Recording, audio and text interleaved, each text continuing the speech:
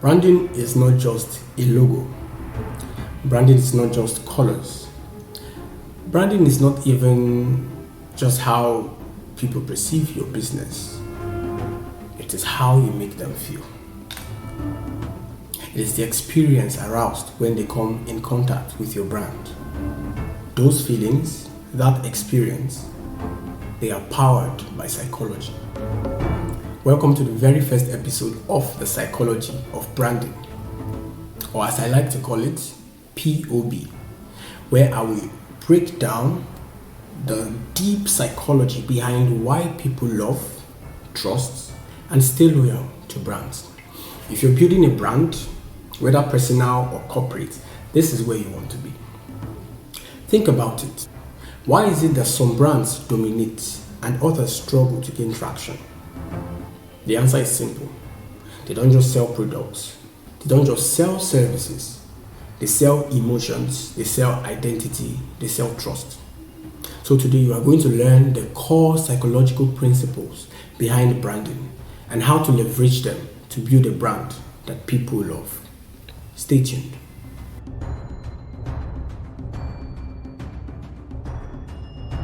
The first psychological principle that powers branding is identity and self-concept. Let's start with something very fundamental. Identity. People don't just buy products. People don't just buy services. People buy a version of themselves they want to become. Take Apple, for example. Apple doesn't just sell you a phone. They sell you the identity of a creator, the identity of a disruptor, the identity of a game changer. That is why people don't just buy Apple. People become Apple users. Same with Nike. You're not just buying sneakers. You're buying the idea that you can push beyond limits, that you can just do it. So while building your brand, I want you to ask yourself these 3 questions. Who is my target audience? And secondly, what identity do they aspire to? And thirdly, how does my brand help them see that best version of themselves? The second psychological principle that powers branding is emotional connection. Now here's something wild. 90% of our buying decisions are driven by emotions, not logic. That is why Coca-Cola doesn't market soda. They market happiness. They market togetherness. That is why when you're thinking about Coca-Cola, you don't think about the ingredients. What comes to mind is the feeling of joy, the feeling of celebration, and nostalgia. So note this. People will remember how your brand made them feel and not what it does. If your brand creates positive emotions, people are going to associate you with those emotions, and that is how you build loyalty. So also ask yourself these 3 questions. You can take note of them. The first question is, what emotions do you want people to feel when they interact with your brand? And secondly, how does your brand messaging, your visuals, and customer experience reinforce those emotions? The third psychological principle that powers branding is the mere exposure effect. This is a very, very overlooked principle in branding. It is the idea that the more people see something, the more they trust it. Why do you think companies like McDonald's, like Starbucks, like Google keep their branding so consistent? It is because familiarity breeds trust. Consistency breeds trust. When people see your brand consistently, same message, same colors, same experience, they subconsciously feel safe with it. So now, ask yourself these questions. Is your branding consistent across your website, across your social media handles, and across your marketing materials? Secondly, are your logos, colors, and fonts recognizable? And lastly, do people know what to expect from your brand? Now, the fourth psychological principle that powers branding is the narrative effect. I'm talking about the greatest weapon of branding, which is storytelling. People like stories. I like stories. You like stories.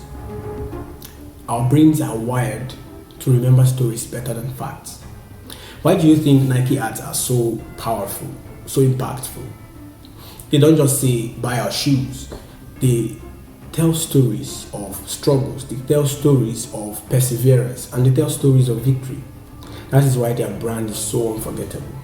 Now also note these questions and use it to inform your branding decisions. Ask yourself, what is your brand story? And secondly, how does your brand help the lives of your customers? How does it transform them? The fifth psychological principle that powers branding is social proof and authority. Let's be honest, people are skeptical. But if there's anything that builds credibility fast, it is social proof. The fact that people already trust your brand makes it easier for more people to trust your brand. That is why brands leverage testimonials, influencer partnerships, customer success stories. It's all about leveraging the bandwagon effect.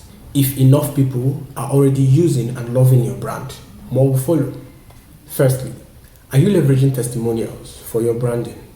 And secondly, are key influencers in industries related to yours vouching for your brand? The sixth psychological principle that powers branding is scarcity and FOMO effect. This is a sneaky but powerful trick. The scarcity and FOMO effect. FOMO simply means the fear of missing out. The moment people think something is rare, limited, or exclusive, they want it more. Think about luxury brands like Rolex or Supreme.